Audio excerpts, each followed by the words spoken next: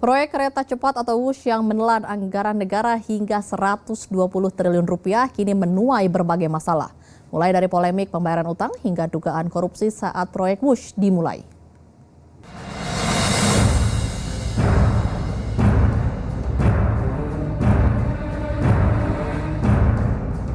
Proyek kereta cepat Jakarta-Bandung WUS di era kepemimpinan Presiden RI ke-7 Joko Widodo semula menelan biaya 86 triliun rupiah. Namun biaya proyek WUS di tahun 2024 ini justru melesat dari hitungan sebelumnya. Biaya pembangunan membengkak menjadi 120 triliun rupiah. Setahun berjalan, proyek WUS mulai memunculkan beragam masalah.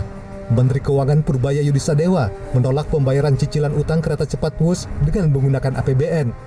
Purbaya meminta Danantara mencicil pembayaran utang WUS sebesar 2 triliun rupiah setiap tahunnya. Kalau di bawah Danantara kan mereka udah punya manajemen sendiri, udah punya dividen sendiri yang rata-rata setahun bisa 80 triliun atau lebih. Harusnya mereka manage dari situ, jangan ke kita lagi. Karena kan kalau enggak ya semuanya ke kita lagi, termasuk dividennya. Jadi ini kan mau dipisahin swasta sama government.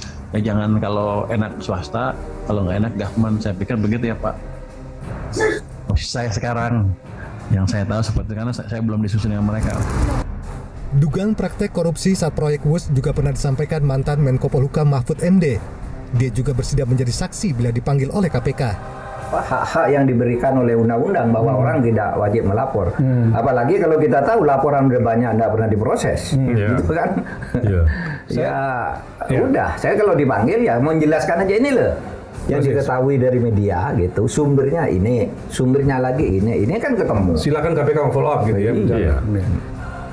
Apa saja bukti yang akan disampaikan Mahfud MD bila dipanggil KPK nanti? Nah di situ ada beberapa keanehan. Misalnya begini, di dalam perjanjian itu saham Indonesia itu 60%, Cina 40%. Tetapi yang memimpin keseluruhan institusi ini, pejabat-pejabat strategisnya itu Cina semua. Preskomnya Cina, Preskomnya Cina, direktur keuangannya Cina, direktur tekniknya Cina. Sekarang Cina sudah dapat keuntungan dari saham 40% itu karena dia yang mengirim besi-besi berapa 55 ton atau berapa gitu untuk itu semua dia sudah dapat keuntungan. Kita masih punya utang. Iya kan? Sementara dari Gedung Rasua, KPK bakal mengusut kasus dugaan korupsi pengadaan kereta cepat Jakarta-Bandung WUS. KPK juga meminta Mahfud MD untuk melapor agar langsung ditindaklanjuti oleh Direktorat Penerimaan Layanan Pengaduan Masyarakat atau PLPM KPK. Penanganan perkara di KPK itu masuknya melalui PLPM.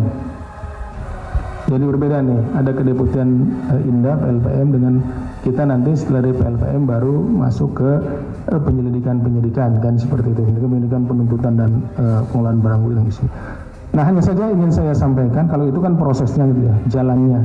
Nah untuk prosesnya sendiri tentu kalau masyarakat yang memiliki informasi, kami selalu menghimbau untuk menyampaikan informasi itu. Nah, di samping itu kami juga tidak menunggu. Kami tentunya mencari juga informasi.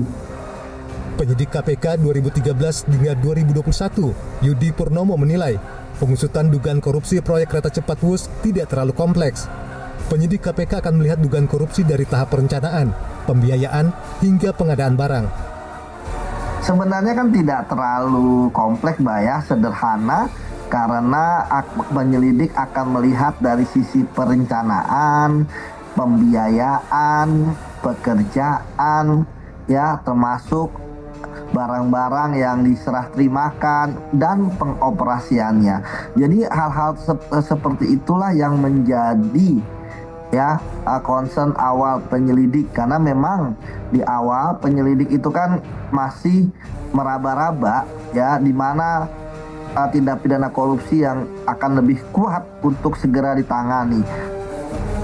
Selain itu, publik juga diminta tetap mengkritisi kinerja KPK, khususnya dalam dugaan proyek WUS yang menelan anggaran ratusan triliun rupiah. Saya pribadi memang kita belum tahu ya, karena masih sedikit sekali informasi yang diberikan oleh KPK. Mereka hanya baru mengatakan ada markup gitu kan. Tapi kita tidak tahu ya bagaimana perkembangan yang mereka sampaikan. Jadi kita tunggu saja. Ya kalau kemudian KPK melenceng seperti biasa, ya kita akan terus mengkritisi, begitu Mbak.